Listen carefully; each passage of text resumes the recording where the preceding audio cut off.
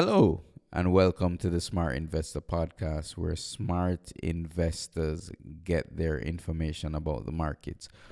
Okay, yesterday we're going to speak about the rejection of the resistance area in the S&P 500 and the follow through that is happening so far. And this could be fairly significant technically, so we're going to speak about that. We're also going to continue to look at the decline in gold and what is actually happening with the US dollar. Where's the US dollar headed? We're going to take a look at crude oil. But our main focus of the show will be what is happening in the stock indices, because we have been speaking about the fact that the S&P 500 would challenge its high near that 2130 level. And for those of you who would like to follow along via the video chart, you can go to smartinvestorcentral.com and see the video analysis that we're speaking about. That's smartinvestorcentral.com. Okay, so taking a look at the chart of the S&P 500, what happened yesterday was that the market challenged the high that was made in May. Market challenged the high that was made in May, and it got rejected. And we see that the markets are down significantly. And this pattern that is forming is what we call an evening star. And this could be fairly significant if we do get some follow through selling. Because what could happen is that the markets could start to decline from here. The critical area, as I keep saying, is 2050 on the S&P 500. If we see the market close below the 2050 level, then that will be fairly bearish for the market, and we could see continued declines in the S&P 500. In order for the bulls to regain strength, we have to see a close above this 2138 up to 2140 level and the S&P 500. And what we're having now in the market is what we call a channel consolidation area. And as I said, 21, 20, 40, 20, 50 is our critical area of support. I know that the media has been focusing on the fact that the market is challenging all-time highs, but we definitely have to bear in mind that what could be happening is fairly significant if we do get follow-through selling in the S&P 500. Looking at the futures this morning, the S&P 500 is down. As of this recording, it's down 8.75 points on the futures, and this is a further evidence that the market could be in a slight bit of trouble here, but nothing to panic about just yet. Remember to keep these levels that I speak about in mind. 2040 level, keep it in mind as a critical area of support, but nothing real to panic yet. Nothing to just keep an eye on the situation. Taking a look at the Dow Jones Industrial Average, we see that the market did not really get up to its all-time high, and the all-time high that was actually made in May, and the market that was 18,351, and the market got up to in June, the market got up to just below 18,200, and this current rally has seen the market peak out at 18,131. This all looks very what we call toppish in the Dow Jones Industrial Average, and until the market are able to break out of this consolidation, then the longer this consolidation occurs without a breakout to the upside, it it it opens up the downside to pressure, and it will open up the downside to increased selling pressure. And so that's what's happening in the Dow. The Nasdaq, on the other hand, was making new highs earlier this week, and the market, what we're seeing now, the Nasdaq is down 53 points in the futures, which is fairly significant. But the market was able to touch the 4,694 level in the Nasdaq this week, and this market has been fairly positive, and the chart pattern looks better than the Dow Jones Industrial Average or the S&P 500. But once again, we need to pay attention to the critical support level, and the critical support level in the S&P 500 is at 4,350. If we see a close below that level, then that will be fairly bearish for the markets, and that could lead to increased selling pressure. And a constant theme about this podcast is, why do we only pay attention, or why do we pay attention to chart and chart analysis? Because chart analysis and looking at what's happening in charts, we're not really predicting, not making any major predictions as to what will happen. We're just seeing, we're analyzing where the money is being spent, what the smart money is doing. That's all we're doing, and we're seeing that, and we're taking into account what they are doing and how that will affect the market. Because the theory essentially is that in order for a market to go up, there has to be demand, there has to be money behind the market move. So for example, if we take a look at a stock, or if we take a look at the Nasdaq and we see it rallying, that means to us that demand is greater than supply and the market is going up. And if we are looking to invest in a market, we will look to invest in markets that are going up.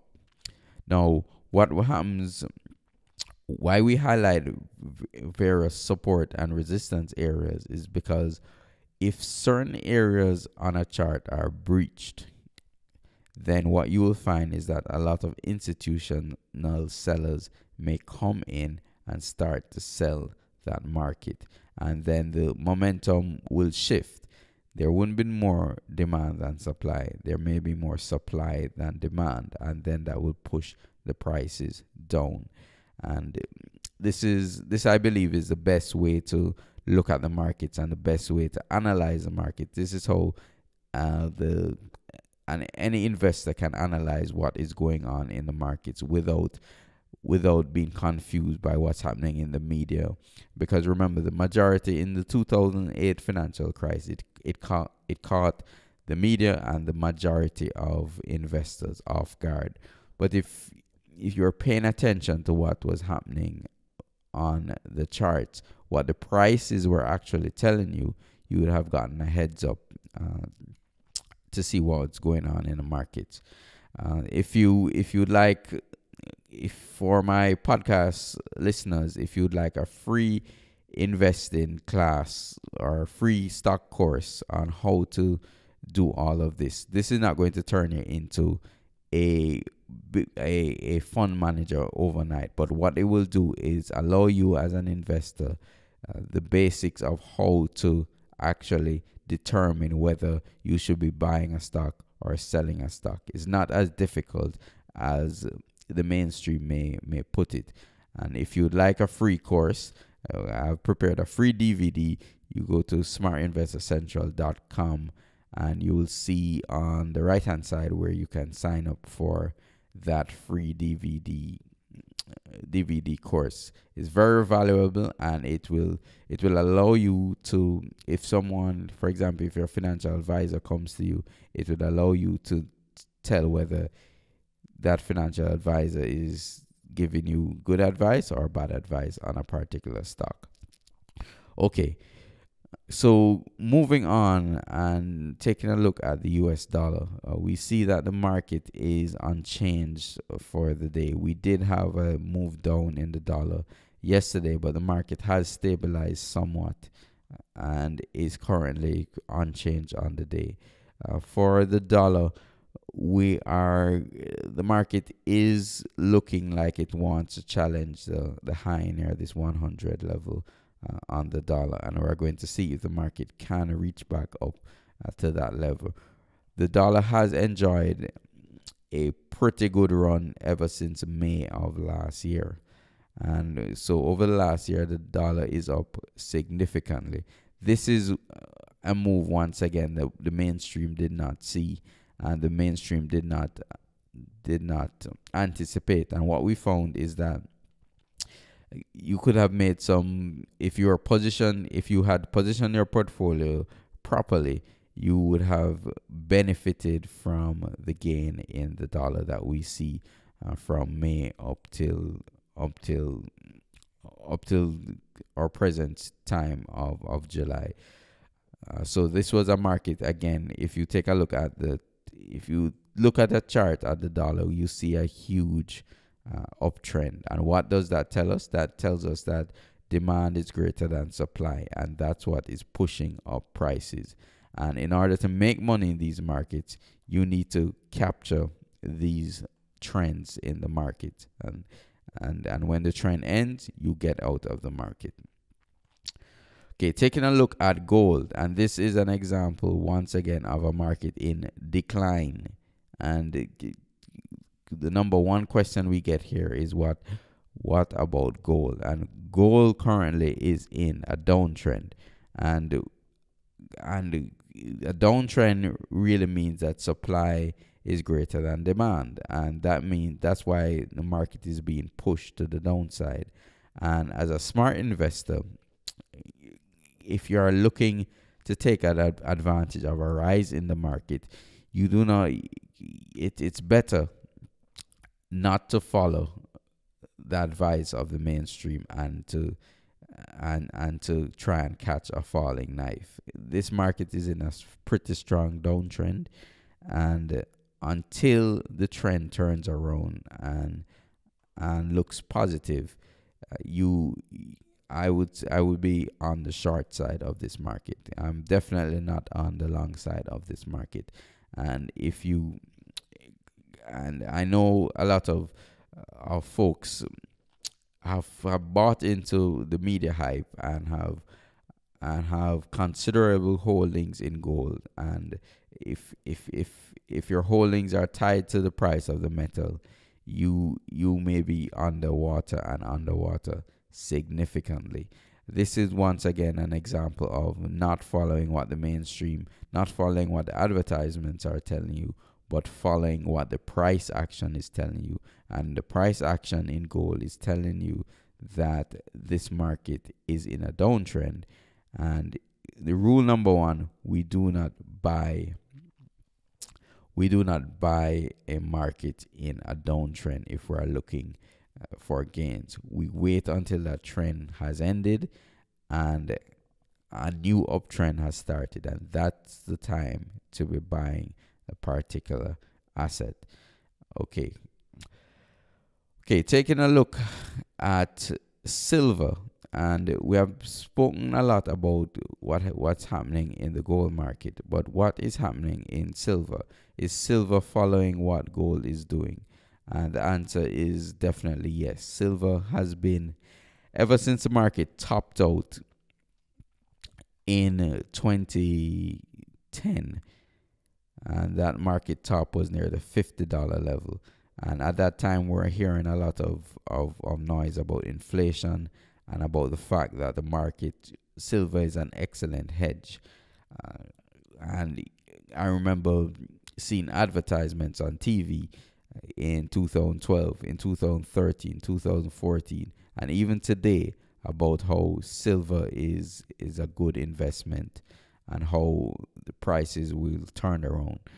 But again, what are the prices telling us? What is the chart telling us? The chart is telling us that silver is in a massive downtrend, and from its peak at $50, the market is now currently trading at $14.77.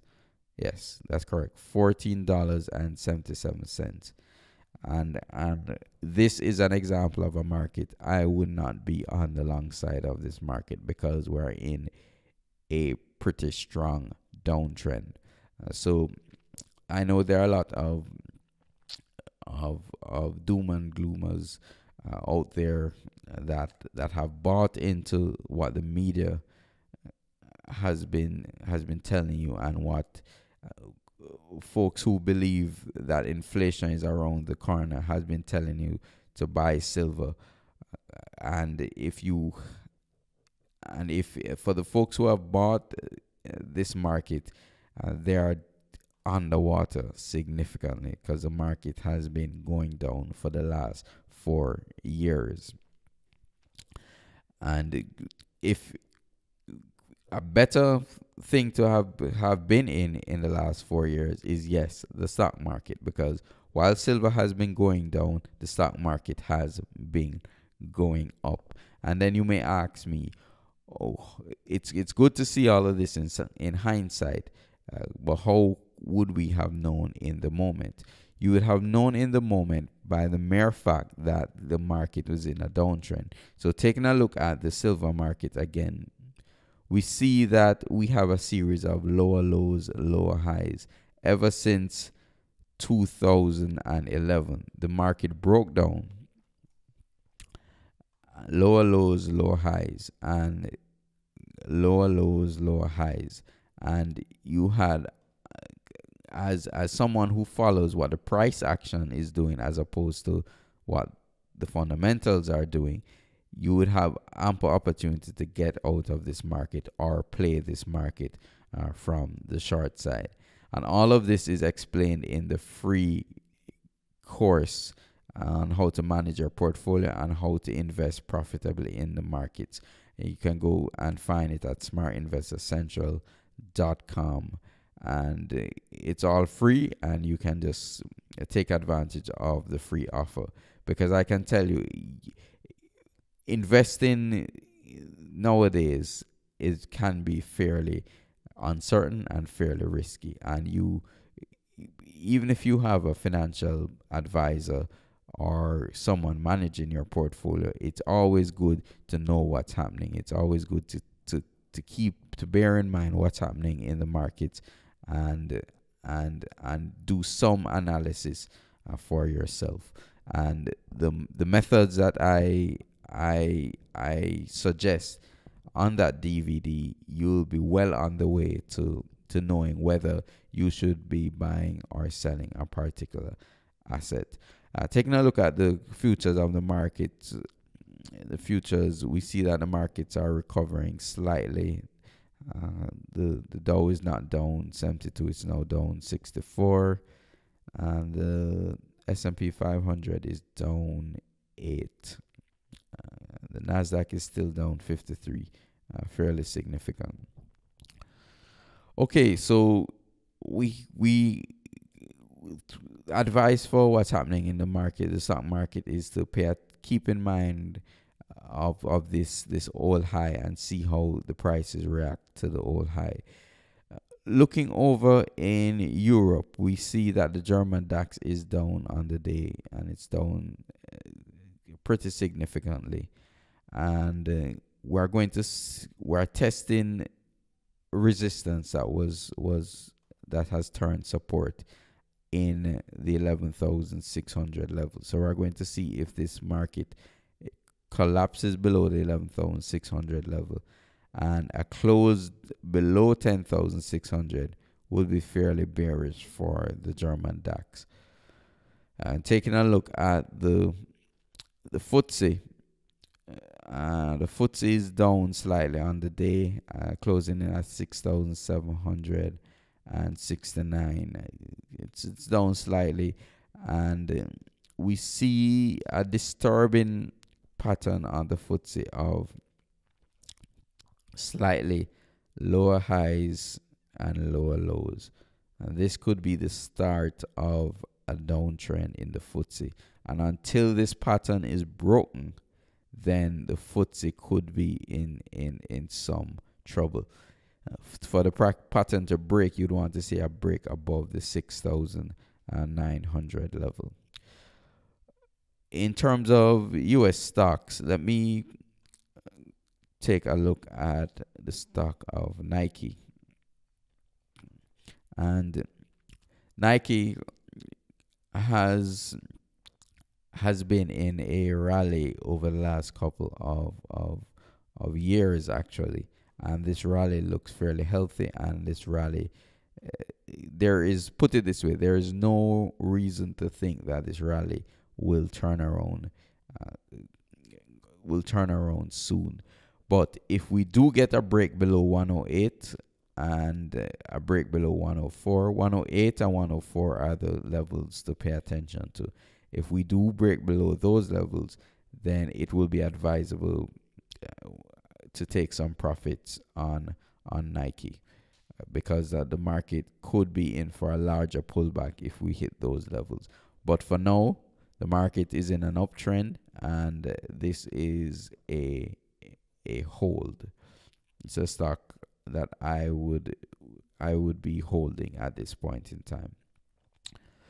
Okay, so that's it for the Smart Investor podcast. We're going to look and see how the day plays out, and if our levels, our support and resistance levels, hold up in the market, and we'll continue to keep an eye out on